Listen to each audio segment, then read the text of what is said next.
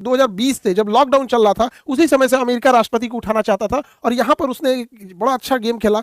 Nicolas Maduro के ही सेनापति, उप सेनापति को इसने मिला लिया और उसने ऑफर दिया कि तुम्हें करोड़ों रुपए दिए जाएंगे, अमेरिका में बस जाओगे, नया पासपोर्ट, नया नाम सब दे दिया जाएगा। उसका अलग नाम दे दिया गया कार्डिनल। अब बाद में ये भी नाम को वो लोग क्या कर देंगे, चेंज कर देंगे। और यही वो व्यक्ति है जो हर एक जानकारी बताते गया। निकोलस मादुरो कितने बजे उठते हैं, कितने गार्ड रहते हैं, रात के समय कौन सा रास्ता होता है, हेलीकॉप्टर कहाँ लैंड करेगा, स्केप रास्ता क्या है, इमरजेंसी में राष्ट्रपति किधर भागेंगे, राष्ट्रपति जिस कमरे में रहते हैं उसकी दीवारें कैसी हैं, दरवाजा कितना मोटा है, किधर खिड़की है या नहीं, ए टू जेड लेआउट वही ये कार्डिनियल नाम का ये बदला हुआ नाम है, उसी का उप सेनापति ने उसे अमेरिका के सीआईए एजेंसी को मुहैया कराया था। इस आधार पर बहुत लंबे समय से प्लानिंग चल रही थी और इस प्लानिंग में लगभग 150 जहाजों ने भाग लिया। और 150 जो जहाज है, एयरक्राफ्ट है, अलग अलग टाइप के जहाज है और अलग अलग शहर से उड़ान भरे हैं और सब के सब वेनेजुएला पहुंचे हैं। और सबसे बड़ी बात यह है कि इनके पहुंचने का टाइमिंग एक है, भले उड़ने का टाइम कुछ भी हो, इनके पहुंचने का टाइम एक है। वेनेजुएला को ये लोग संभलने का मौका नहीं दिए और समझते हैं कौन कौन सा इसमें यूज हुआ है। तो जो सबसे पहले वेनेजुएला में एंट्री मारा था, आरक्यू सेंटेलियन नामक ड्रोन एंट्री मारा था। ये 50,000 फीट की ऊंचाई पर उड़ता है और ये स्टिल्ट ड्रोन है।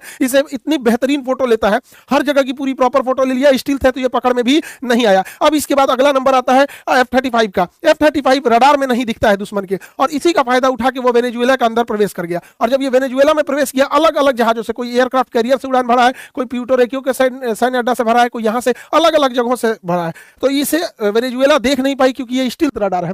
और ये क्या किया, वेनेजुएला के रडार पे फेक सिग्नल भेजना चालू किया। तो वेनेजुएला के रडार कंफ्यूज हो गए कि अचानक से इतने जहाज कैसे आ गए। ये इसका इलेक्ट्रॉनिक वॉरफेयर का तरीका है। अब इसके पीछे चला गया ग्लाउरर। ग्लाउरर जहाज जो है ये बहुत खतरनाक है, ये इलेक्ट्रॉनिक वॉरफेयर के काम में आता है। ग्लाउरर जहाज की खासियत क्या है, ये फेक सिग्नल रडार पे भेज दिया। जब से फेक सिग्नल रडार पे भेजा तो जो वेनेजुएला के रडार थे वो काम उतना अच्छा से नहीं करने लगे। अब यहां वेनेजुएला ने एक गलती कर दिया, उसने इन रडार की फ्रीक्वेंसी बढ़ा दी देखने के लिए कि कौन क्या प्रॉब्लम आ गया। हाई पावर फ्रीक्वेंसी दिया और जैसे फ्रीक्वेंसी बढ़ाया गया तो वो तुरंत ये यही चाह रहा था ग्राउलर जहाज, इसके अंदर एक सेंसर लगा हुआ है, वो हाई फ्रीक्वेंसी को देखकर एजीएम मिसाइल मार देगा। और ये एजीएम मिसाइल जो होती है रडार किलर मिसाइल कहा जाता है। जहां से हाई फ्रीक्वेंसी आती है वहीं चली जाती है। 9 सेकंड के अंदर 12 रडार उड़ा दिया। वेनेजुएला का आसमान अंधा हो गया।